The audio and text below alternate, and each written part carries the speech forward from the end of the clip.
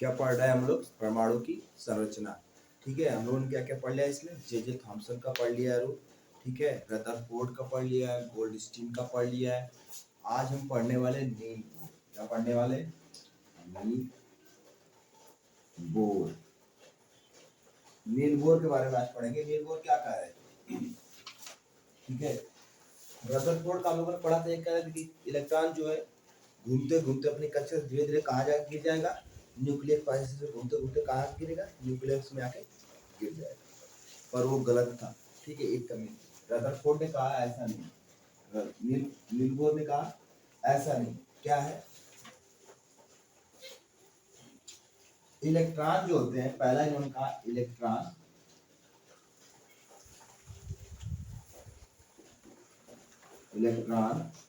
कुछ इलेक्ट्रॉन निश्चित कक्षाओं में चक्कर लगाते हैं। ठीक है, निश्चित कक्षाओं में क्या करते हैं? चक्कर लगाते हैं।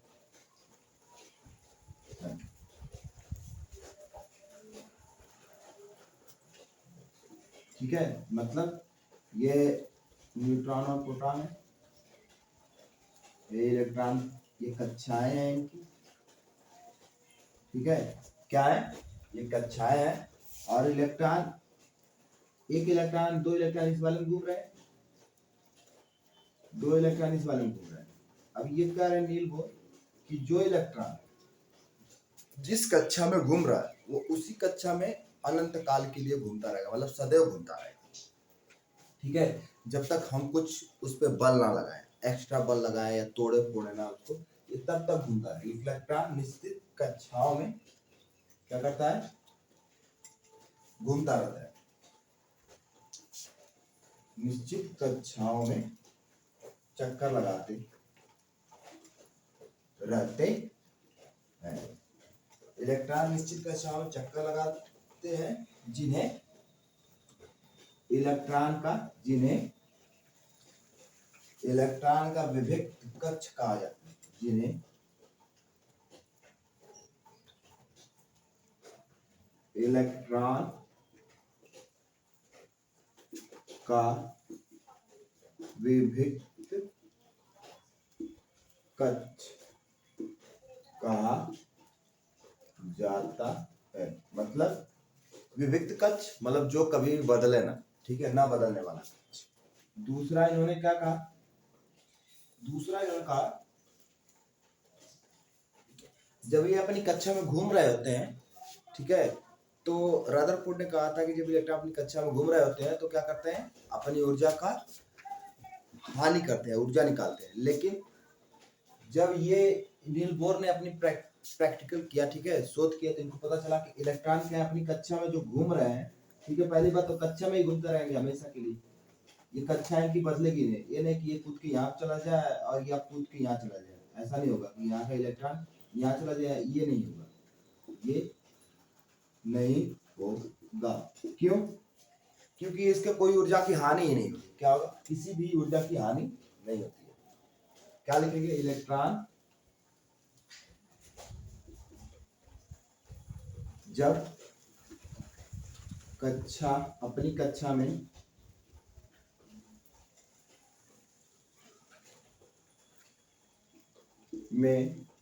घूम रहा होता है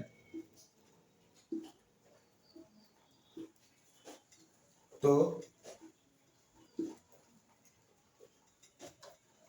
उसकी ऊर्जा व्यय नहीं होती।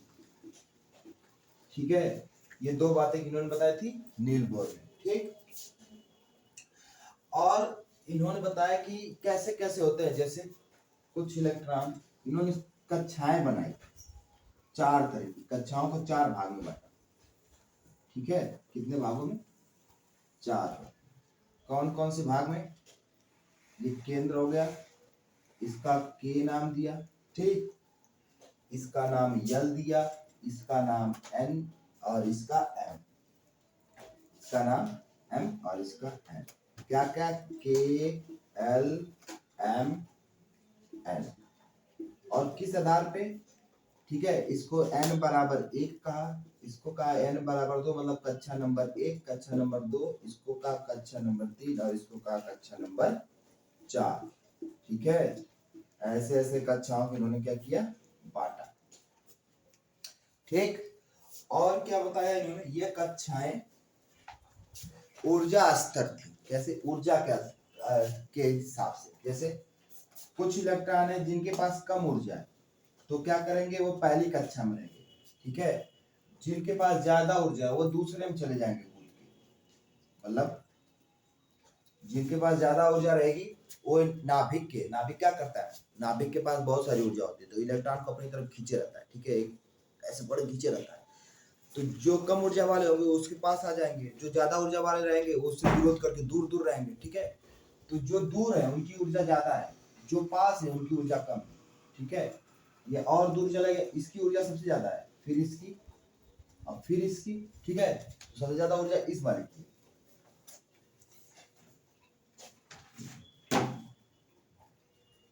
प्रश्न कुछ दे रहे हैं, ठीक है, प्रश्नों को पढ़ लेते हैं, क्या दे रहे हैं, दे रहा है कि परमाणु उदासीन है, इस तथ्य को थॉम्सन ने के मॉडल के आधार पर स्पष्ट कीजिए। कह रहा है परमाणु उदासीन है, थॉम्सन ने क्या बताया था कि परमाणु में दो तरह के आवेश होते हैं, एक धन आवेश, एक ऋण आवेश, और दोनों आवेश मिलकर क्या बना देते हैं, क्या बना देते हैं, परमाणु को उदासीन बना देते हैं, ठीक। रदरफोर्ड के परमाणु मॉडल के अनुसार परमाणु के नाभिक में कौन सा परमाणु कण विद्यमान है। रदरफोर्ड ने किसकी खोज की थी, प्रोटॉन की, तो कौन सा अपरमाणु कण विद्यमान है, प्रोटॉन, किसने बताया था, रदरफोर्ड ने। 3 कक्षाओं वाले बोर्ड के परमाणु मॉडल का चित्र यही तो बनेगा, ठीक है। क्या अल्फा कण का प्रकीर्णन प्रयोग सोने के अतिरिक्त किसी और धातु, जो सोने पे अल्फा कण फेंका गया था वो टकरा के ऐसे घूम जा रहा था 180 पे वापस आ रहा था, ठीक है, रदरफोर्ड ने जो किया था, क्या और किसी धातु किया जा सकता है, नहीं किया जा सकता, क्यों, सोना ही ऐसा धातु है जिसे पीट कर इतना पतला किया जा सकता है कि उसके आर पार देखा जा सके और फिर भी वो नहीं टूटेगा, ठीक है। इतनी इस सीमा पर कि अब इतना पतला हो चुका है कि एक बार और हथौड़ा मारा जाएगा टूट जाएगा, लेकिन वो आखिरी सीमा पर उसको रोका गया था, उसके बाद उससे प्रयोग किया गया था, उसके जितना किसी और को नहीं किया जा सकता, ठीक है।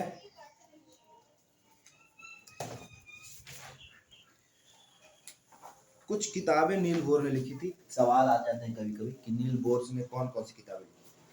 तो पहली किताब का नाम था the theory of spectra and atomic constitution, ठीक है, नील बोर ने कुछ किताबें लिखी। और ये जो पहले ये जो KNML है इन्हें क्या कहते हैं, कक्षक, क्या कहते हैं, कक्षक, ठीक है, नील बोर ने बताया था। और इसमें इन कक्षाओं में घूमने वाले इलेक्ट्रॉन, ठीक है, इन कक्षाओं में घूमने वाले इलेक्ट्रॉन अपनी कक्षा नहीं बदलते तथा इनकी ऊर्जा भी नहीं कम होती है।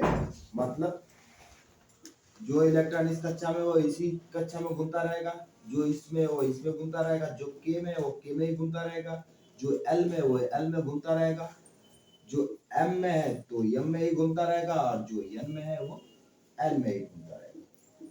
तो इलेक्ट्रॉन अपनी कक्षा नहीं बदल सकते, और ये गिर के इधर ना चला जाएगा ना ये बाहर चला जाएगा, ये उसी में घूमता रहेगा, तो इनकी ऊर्जा की भी कमी नहीं होगी, ना इनका वेग कम होगा ना इनका वेग ज्यादा होगा, तो जिस वेग से घूम रहे थे उसी वेग से घूमते रहेंगे, ठीक है। सबसे ज्यादा ऊर्जा किसकी है इसमें, N वाले की, फिर M वाले की, फिर L वाले की, फिर K वाले, ये ऊर्जा का स्तर है, ठीक है। इसमें घूमने वाले इलेक्ट्रॉन की ऊर्जा इस वाले से ज्यादा होगी, इसमें घूमने वाले की इलेक्ट्रॉन की ऊर्जा इससे ज्यादा होगी, इसकी ऊर्जा इससे ज्यादा होगी, ठीक। और मेल बोलो जो किताबें लिखी थी उसमें एक था एटॉमिक थ्योरी,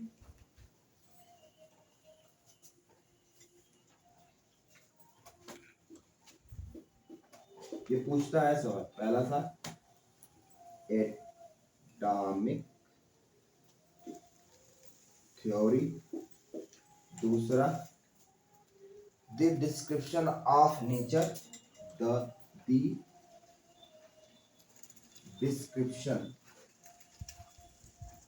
डिस्क्रिप्शन ऑफ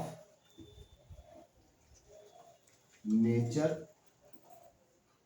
ठीक है, प्रकृति का डिस्क्रिप्शन, एटॉमिक थ्योरी, एटम की थ्योरी, और the theory of spectra and atomic conception, ठीक है। यही 3 किताबें इन्होंने लिखी थी, यही दो ज्यादातर पूछी जाती हैं।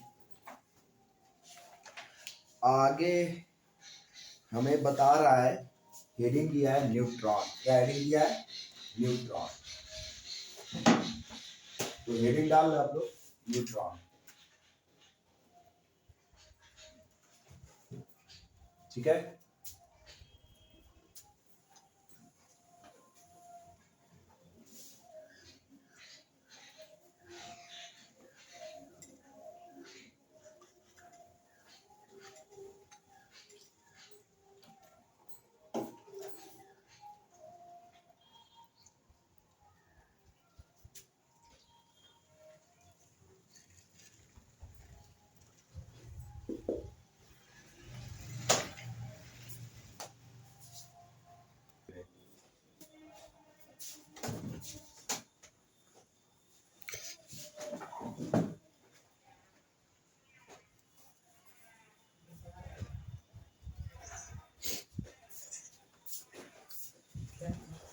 उन्नीस सौ 32 में, ठीक है, एक वैज्ञानिक हुए, कब? 1932 में। क्या नाम था?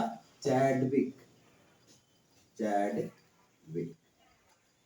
इन्होंने न्यूट्रॉन की क्या की? खोज। किसकी खोज की?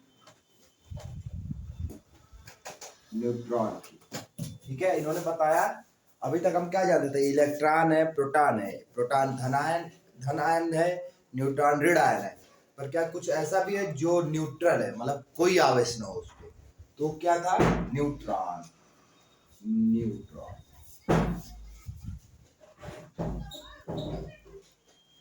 और न्यूट्रॉन कहाँ होता है? नाभिक में। यहाँ पर न्यूट्रॉन होता है, किसी परमाणु के नाभिक में क्या होता है? न्यूट्रॉन। और इसी के साथ क्या होता है? प्रोटॉन। न्यूट्रॉन प्रोटॉन कैसे होते हैं? एक साथ होते हैं। इलेक्ट्रॉन क्या कर रहा होता है? चक्कर लगा रहा होता है।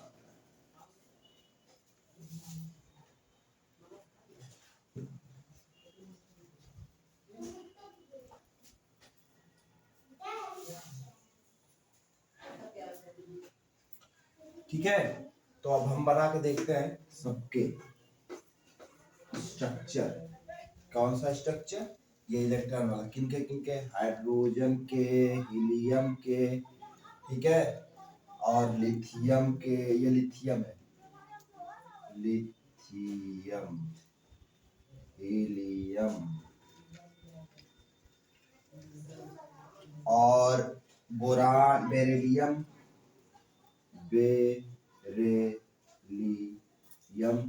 बीई। फिर होता है बोरान, ठीक है, बी से लिखते हैं। फिर होता है कार्बन, सी से फिर नाइट्रोजन, एन से फिर ऑक्सीजन, ठीक है, ओ से फिर फ्लोरीन। क्या होता है? फ्लोरीन। ये क्रम है, इसी क्रम से होता है। इसका 1, ये 2, ये 3, ये 4, ये 5, ये 6, ये 7, ये 8। फ्लोरीन। एफ से दिखाते हैं 9, ठीक है। फिर नियॉन, NE, नियॉन।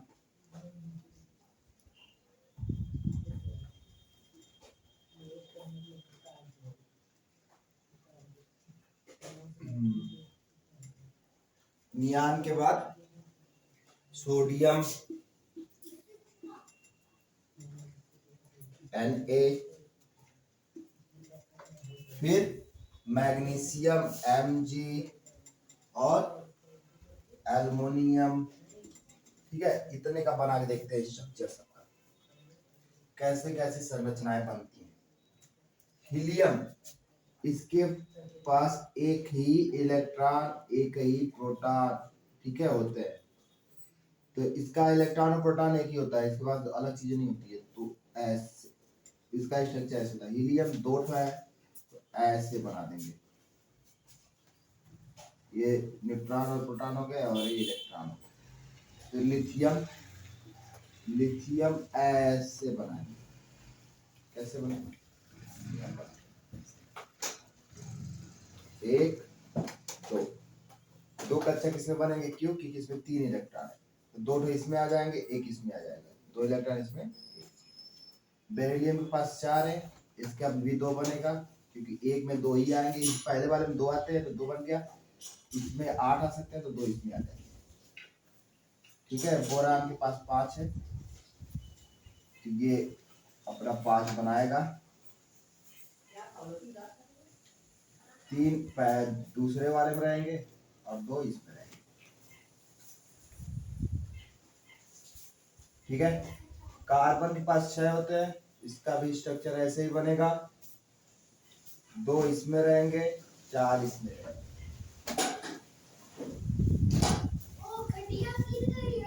एक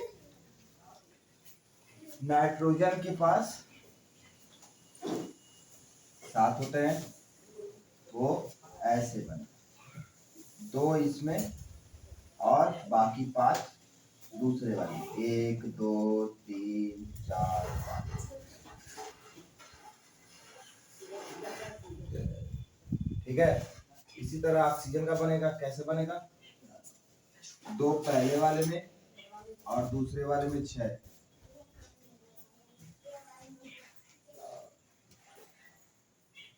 कितने हो गए अभी? 5, ये 6। ठीक है, ये ऑक्सीजन का ऐसे बनते हैं सबके स्ट्रक्चर।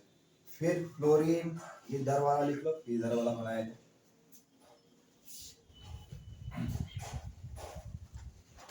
पॉज करो, लिख लो, इसको मैं मिटा रहा हूँ। ठीक है, यहाँ तक हो गया। अब हम देखते हैं फ्लोरीन का। क्या? फ्लोरीन का कैसे भाई? फ्लोरीन का होता है 9, परमाणु क्रमांक कितना होता है? 9। कैसे बनेगा इसका? 2 कक्षक किसके भी बनेंगे, इसमें 2 इलेक्ट्रॉन आ गए तो बचे कितने? 7। बचे हुए 7 किसमें आ जाएंगे? दूसरे वाले। 5 6 7। ठीक है, अब फिर नियान का। नियान का होता है 10। कैसे बनेगा? 2 कक्षक इसके भी बनेंगे और 1 2 3 4 5 6 7 8 9 बन गया। आगे देखते हैं सोडियम का कैसे बनेगा। सोडियम का यहां बना लो। सोडियम का कितना होता है? सोडियम का 11। 11 3 कक्षक बनाने पड़ेंगे। क्यों?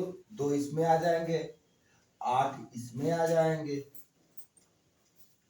2 इसमें 8 इसमें, और जो एक बच गया 11वां वो इसमें आएगा। ठीक है, आगे देखो, इसका नाम क्या है? के सेल। इसका नाम क्या है? एल। इसका नाम क्या है? एम। ठीक, अगला कौन सा बनाया जाए? अगला बनाया जाए Mg। कौन सा? Mg, magnesium. मैग्नीशियम 12 होता है। कैसे बनेगा? 1 2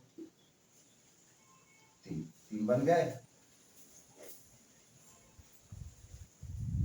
3 सेल बन गए। इसमें 2 होते हैं, 2 बना लिए। इसमें 8 1 2 3 4 5 6 7 8। 8 इसमें हो गए और 2 बच गए। 10 हो चुके थे, 2 बच गए, तो 1 इसमें बना दो और 1 यहाँ बना दो। 11 12। ठीक है, एल्युमिनियम का कितना होता है? 13 होता है। तो ये कैसे बनेगा? एल्युमिनियम का बनाते हैं, ठीक है। एल्युमिनियम का बनेगा ऐसे। 3 कक्षक इसके लिए बनाने पड़ेंगे, ठीक है। एम एल के 2 इसमें हो जाएंगे, 8 इसमें हो जाएंगे, 5 6 7 8 और 3 इसमें हो जाएंगे। ये किसका है? Al30। ऐसे ही सबके बनेंगे जितने भी बनाने हो, ठीक।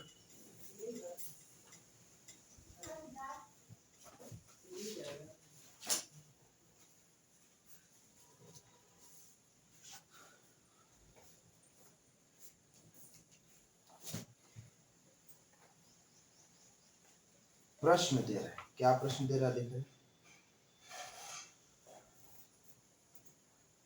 परमाणु के 3 अपरमाणु कणों के नाम लिखिए। परमाणु के 3 अपरमाणु कण। अपरमाणु कण जब ये पूछे ना तो क्या लिखा जाता है? पहला इलेक्ट्रॉन। ये पूछे खोज किसने की थी? इलेक्ट्रॉन खोज किसने की थी? J Thomson. Thomson Thomson. Proton किसने की थी खोज? Goldstein. दूसरा क्या हो गया? प्रोटॉन। तीसरा न्यूट्रॉन। खोज किसने की थी? अभी बताया, चैडविक, ठीक है। ये कौन है? खोजकर्ता।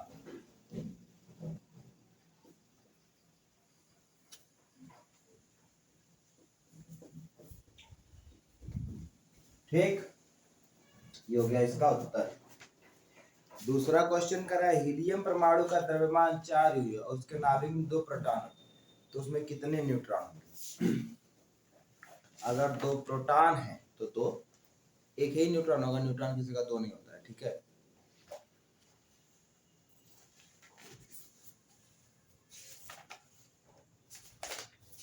आगे करा है कि विभिन्न कक्षाओं में इलेक्ट्रॉन कैसे विसरित रहते हैं। इलेक्ट्रॉन विसरित कैसे रहते हैं, ठीक है। इलेक्ट्रॉन के विसरित होने का नियम है, 3 नियम है। इलेक्ट्रॉन कैसे कैसे विसरित रहते हैं। इलेक्ट्रॉन विसरण का नियम पहला है 2n²। मतलब इसका क्या है? ये बताता है किसी भी कक्षा में, किसी भी कक्षा में कितने इलेक्ट्रॉन हो सकते हैं। कैसे पता चला? 2n²। मान लो n1 कौन सी कक्षा है? के। n बराबर 2 कौन सी कक्षा है? l। n बराबर 3 कौन सी कक्षा है? m। l बराबर 4 कौन सी कक्षा है? n। ये नाम बस ऐसे ही रखा गया है। तो जब n बराबर 1 होगा तो यहाँ 2 की जगह कितना रखना पड़ेगा? 1 का स्क्वायर। कितना मिलेगा? 2। तो पहली कक्षा में कितने इलेक्ट्रॉन होंगे? 2 इलेक्ट्रॉन।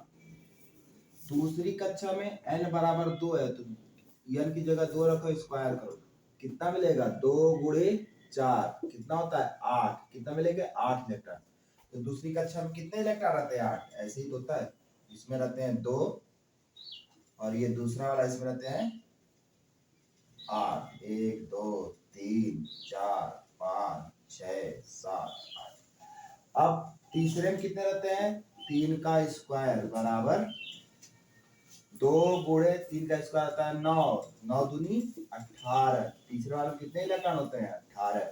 फिर चौथे वाले में 2 गुणे 4 का स्क्वायर मतलब 2 गुणे 16 32 इलेक्ट्रॉन। तो कैसे रहते हैं इलेक्ट्रॉन? 2 8 18 32। पहले में के वाले में 2, एल वाले में 8 M वाले में 18 और N वाले में 32, ऐसे रहते हैं। ये लिखो, ठीक है। तो हम लोग आगे पढ़ते हैं। सबसे बाहरी कोष में इलेक्ट्रॉन अधिकतम संख्या कितनी होती है? 8। कौन सा नियम है? इलेक्ट्रॉनिक विन्यास का। क्या नियम है? सबसे बाहरी कोष में, दूसरा नियम है सबसे बाहरी कोष में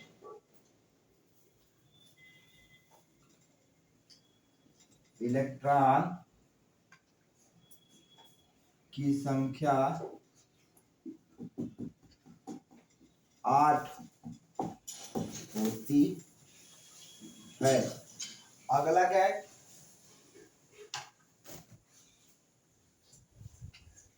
कह रहा है किसी परमाणु के दिए गए कोष में इलेक्ट्रॉन तब तक स्थान नहीं लेते जब तक उससे पहले वाले भीतरी कक्ष पूर्णतः ना हो जाए। मतलब ये है कि देखो, मान लो कोई परमाणु है, तो पहले उसके ये वाला पहला वाला कक्षा भरेगा। जब ये पहला भर जाएगा, जब पहले में 2 इलेक्ट्रॉन आ जाएंगे तो इसमें 8 आएंगे, ठीक है। अब मान लो इसमें 4 आ गए, और कोई ऐसा नहीं कर सकता कि इसमें 4 भर दे और इसमें बचे हुए 4, ठीक है, ऐसे नहीं होगा। क्यों? पहले इसको पूरा भरा जाएगा, पहले इसको 8 किया जाएगा, ठीक है। पहले इसका 8 किया जाएगा, इसका 2, इसका 8, तब इसके 18 किए जाएंगे, और जब इसके 18 हो जाएंगे तब इसके 32 किए जाएंगे। ऐसे बनता है। पहले ये पूरा भरेगा, फिर ये पूरा भरेगा, फिर ये पूरा भरेगा, फिर ये पूरा भरेगा, ठीक है। ये नियम है, ठीक।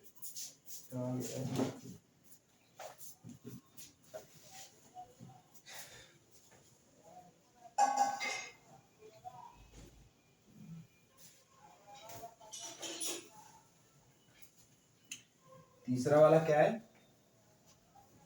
तीसरा वाला यह है कि किसी परमाणु के कोष, परमाणु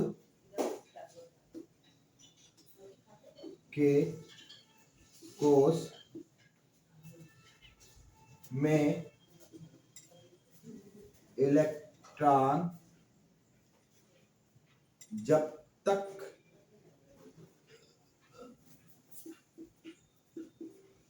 एक को पूरा न भर ले तब तक दूसरे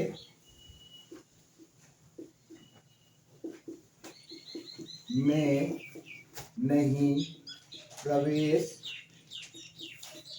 करेंगे। समझ में आया? जब तक पहला पूरा ना भर जाए तब तक दूसरे में इलेक्ट्रॉन प्रवेश नहीं करेंगे, जब तक दूसरा ना भर जाए तब तक तीसरे में नहीं जाएंगे।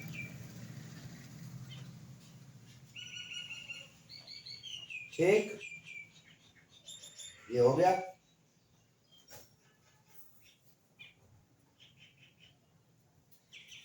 आगे प्रश्न दे रहा है कार्बन और सोडियम परमाणु के लिए इलेक्ट्रॉन विवरण लिखिए।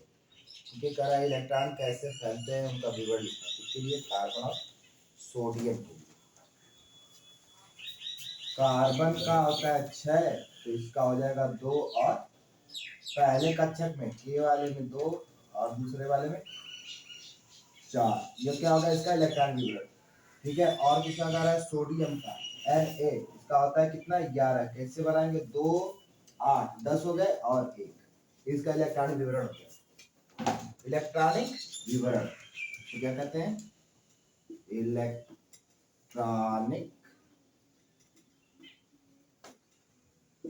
विवरण।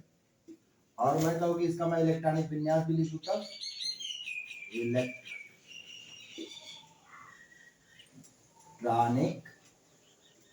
विन्यास वो कैसे लिखा जाता है? कार्बन का 6 है तो लिखा जाएगा 1s2 2s2 2p6 2p2 2 2 4 2 6 2 और 4, ये ऐसे। ये क्या हो गया? इलेक्ट्रॉनिक विन्यास। ये क्या हो गया? इलेक्ट्रॉनिक विवरण। और सोडियम का कैसे लिखा जाता है? 1s2 2s2 2p6 3s1, ठीक है। इसमें 8, इसमें 2 और इसमें 2, ये लिखा गया है। दोनों लिख लो, दोनों काम। ठीक है।